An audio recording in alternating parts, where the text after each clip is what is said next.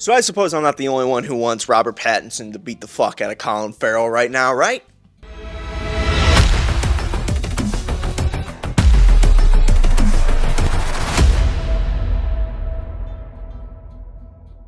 So last night was a pretty awesome / heartbreaking night for us Batman fans.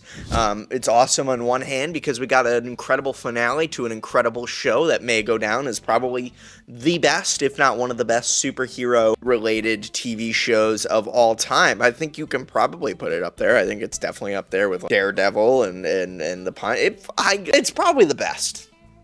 If we're being honest, it's probably the best. And then on sadder news, you might have been heartbroken because we were reminded that this is a show about a villain, and we should not be sympathetic towards villains. And they are not our protagonist, but he's not a good person. And the finale of the show did a fantastic job at setting the stage for who our protagonist actually is and reminded us who we should have been rooting for this entire time. And it's brilliant. It is brilliantly done. Matt Reeves does a fantastic job. So I decided not to talk about the Penguin for the longest time because I wanted to wait till the show's conclusion. Obviously, we knew from the very first episode of the show, we were like, God damn, this is pretty good. And then the second episode came around, we were like, this is really good. And the third, and the fourth, and the fifth, and the sixth, and the seventh, and the eighth. And at now point in time where I was like, this show's boring. I don't think they're going to stick the landing. I was very confident they were going to stick the landing because this is Matt Reeves. And Matt Reeves does this crazy thing where he don't fuck around. And this show did not fuck around in the slightest.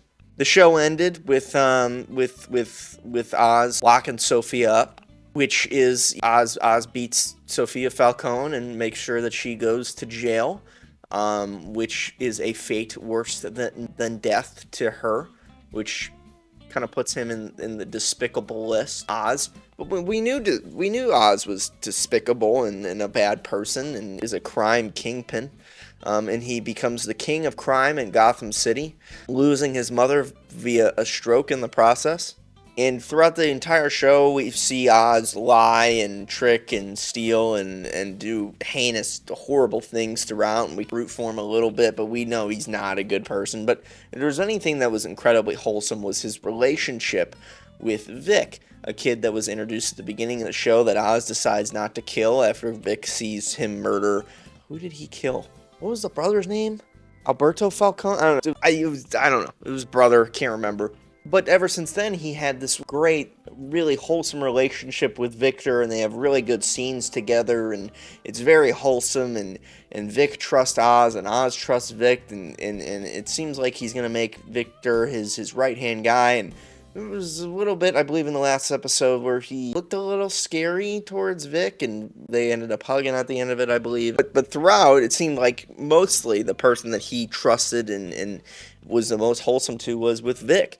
And we thought that was going to lead into the Batman 2, with Oz being at the top of the crime world and Vic as his right-hand man, and Oz would have this wholesome relationship with this character, and maybe that's what gets him to have a redeeming thing in the future, is maybe in the Batman 2 or the Batman 3 or the Penguin Season 2 after the Batman 2, whatever it is. You get more adventures and you get more screen time with these two characters, but Matt Reeves was like, nah, so this is the Penguin, he's a despicable, horrible person, and I'm going to remind you why. And Oz murders Vic, just cold blood. Chokes him out and suffocates him to death. A kid. And Matt Reeves reminds us that this is a villain, and he is not our hero, and he is not our protagonist. He is an antagonist, and he is a bad guy, and he will always be a bad guy, and he is not a redeemable person, and we should be rooting for the Batman. It's brilliantly done.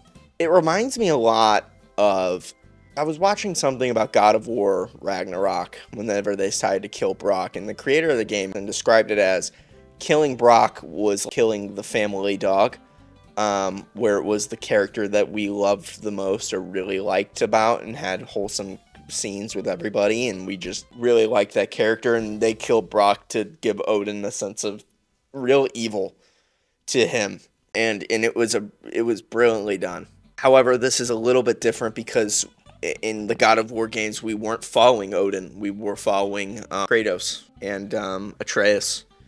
And this is next level. I'm trying to... It would be like if Joel kills Ellie in the end. That's a terrible analogy, but it is like a character that you thought was somewhat redeemable destroys the only thing that made him redeemable at the end of the show. And it grows Oz in a way where he is now, yes, the king of crime in Gotham, but he further gives up everything that he loves, including Vic, to get... Matt Reeves introduces Vic and makes Vic such a likable, trusting character, only to serve the purpose in the end as the one that fully disconnects Oz from ever having a redeemable quality, and making him a fantastic choice for a antagonist in the Batman 2. It's just great. And then the final shot with the show, the bat signal in the sky. Whenever they blew up the street, I was like, you have to... It would be ridiculous at this point if you don't have the Batman in this. And to some level, I'm still like... I find it kind of hard to believe that he didn't show up at all. But I like it, and I understand Pattinson's incredibly hard to get, so I'm not surprised that they didn't show up. I just think it's hard for me to suspend my disbelief for that long that he doesn't show up. However, the signal in the sky indicating, one, further reminding us that the Batman 2 is on its way and the story is going to continue in the Batman 2. Two, reminding us that Oz isn't going to win here. Our true hero, our true protagonist is out there, and he's now being summoned to come deal with this situation. And three, it just kind of expands that world. And I think if you couldn't have Pattinson, this is a damn good second, because it reminds us. And I love that about that. I think it's so well done. Now, unfortunately, Matt Reeves now has the task of explaining to me where Pattinson has been this entire time. Pattinson. Maybe you could do it where he's been rescuing the flood victims and he got impaled and continued to work through it and need time to recover his body and has been on the sidelines and now he's back. I don't know what that looks like, but I guess we'll find out. Colin Farrell did said he has 5 or 6 scenes in the Batman 2. I don't know if the Penguin is going to be the main villain of the Batman 2. The main villain of the Batman 3 seems like it's going to be the Joker. That probably makes a lot of sense, and I really love that. But he also said, Colin Farrell said he's going to be in the Batman 3 as well. So if they decide the Batman 2 is going to be Batman versus the Penguin, I would be down. But I think it will be the Batman will have to fuck up the Penguin a little bit, but I think there's going to be a larger threat. They talked about Clayface. It's going to be this crime continuation corruption story and that theme, and I think that works perfectly for what they're doing here, and I like that a lot. They also talked about the Joker getting his own show. I don't really know what that looks like, unless it's like, I don't think you should do the origins for this universe's the Joker. I think that would be terrible. However, I think maybe you could showcase Pattinson and the Joker's first interactions, first issue, in that sets up the Batman 3. But I think that the Joker should still appear in the Batman 2. You're just fleshing this world out, and I love it. And I think that's what the Batman or the Penguin did so well, is that it doesn't have the Batman in it, but it's in that universe, and it fleshes out the world. And that's why I never want to ridicule movies or shows that try to do these spin-offs, as long as it leads to one common goal. That's what Sony is fucking up, is they're making these Spider-Man villain spin-offs. It's never going to lead to them clashing with Spider-Man, though. At least it might now, but they don't seem to have any urgency to do that. At least the Penguin show's leading right into the Batman show. The problem is with the Penguin show's leading right into the Batman movie. The problem is with the Batman movie is it's 2 years away, which blows. These are projects that take a little bit more time because there is so much attention to detail. When the first Batman movie come out, was it 2021 or is it 22? 2026, 4 years. That's a decent chunk of change. That's not a short amount of time. And then once the Batman 3 come out, you gotta look at that. That's a whole nother can of worms. But Penguin show, it's gas. It's really gas. It's really good. Let me know what you think about it in the comments below. I just wanted to hop on here and talk about it just a little bit because I don't think we need to go into super detail. I think you know how good it is.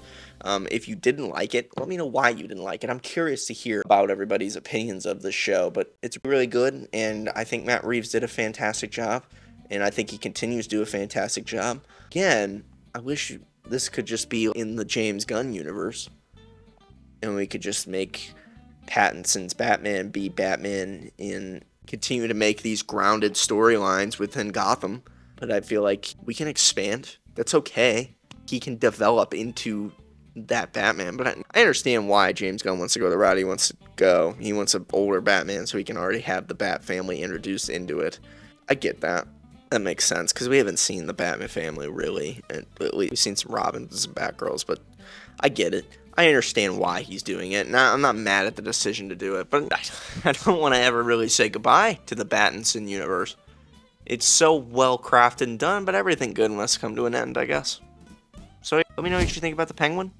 I'm going to go ahead and wrap this one up, and I'll see you in the next one. Peace, love, adios.